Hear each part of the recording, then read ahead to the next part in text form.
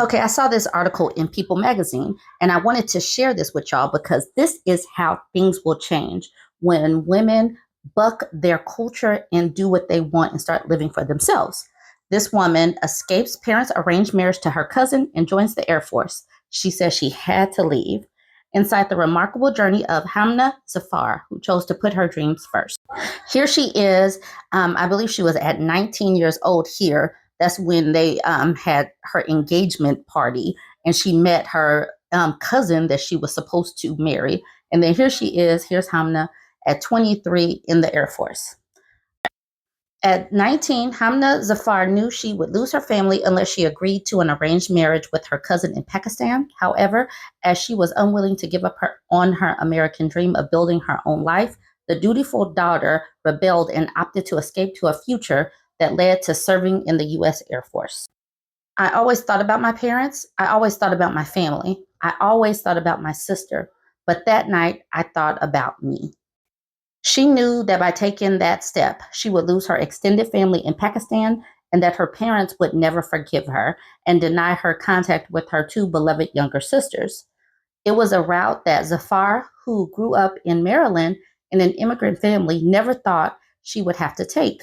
An obedient child who made good grades, Zafar, who now spends her days protecting the base as an Air Force security defender. She says she stayed close to home, cared for her sister with autism, and planned on starting a career after college. As a child, Zafar says her parents didn't mind her getting an education, but insisted that she would eventually settle down as a wife and mother with a husband chosen by them. I was just expecting my family to kind of get used to the culture in the US. Growing up, they never really mentioned arranged marriage.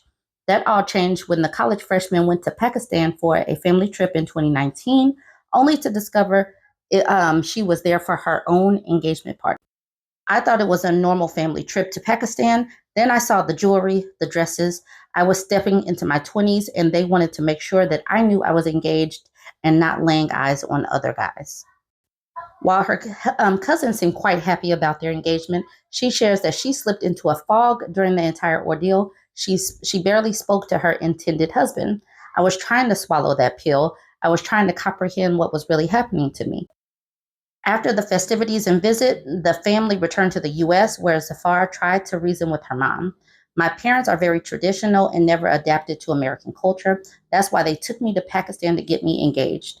When her parents learned her plan to join the military to escape her fate, Zafar panicked. I was completely dependent on them, but I knew I had to leave.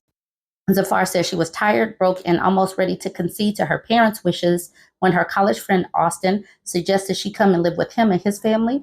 She stayed with the family until after she earned her associate degree, finally deciding to enlist in 2022. She's so petite and humble, you can't help but want to protect her, says Claudia Barrera, the woman Zafar now calls mom after she took her in. When we dropped her off at basic training, she looked so tiny and I started crying. My husband said she's tiny, but she's strong. Zafar shares that she faced a culture shock when she started training for the Air Force. I didn't have any idea of what boot camp was going to look like. I watched a few videos to give myself an image of what was going to happen. It was definitely an eye-opening experience. No one had ever yelled at her before, and she kept thinking she had done something horribly wrong. They literally are getting paid to yell at you, so that was really hard. You are trying to adjust to a different environment and being told what to do 24/7. It was definitely scary. Zafar, who is 5'2", admits the physical demands were equally hard as she constantly faces challenges to her body's endurance. She marched endlessly, crawled in mud, and pushed her body to the limit. Your body gets used to the physical activities. Your mind gives up before your body does. You need to control your mindset because your mind is always stronger than your body. Zafar now finds strength in the bonds that she has formed with her colleagues. Sergeant Robert Stewart began working with Zafar earlier this year at Kirtland Air Force Base in New Mexico. He said he was incredibly touched by her story and is impressed by how far she has come. I told her, you just needed someone to believe in you.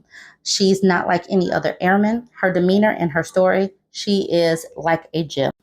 The most difficult point for her was when she graduated from basic training and wanted her family to see her and all that she had accomplished. She said that she's tried to contact her family many times, but they have not responded. I wanted them to be proud of me for who I am and share that with them. I really wanted to see them. I really wanted them to see that their daughter has so much potential in her.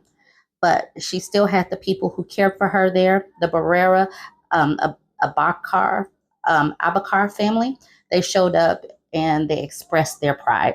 So sometimes you have to create the family that you have, because sometimes your blood family won't be there, especially if you come from a traditional culture that wants you to remain traditional like them. Sometimes you do have to pave your own path.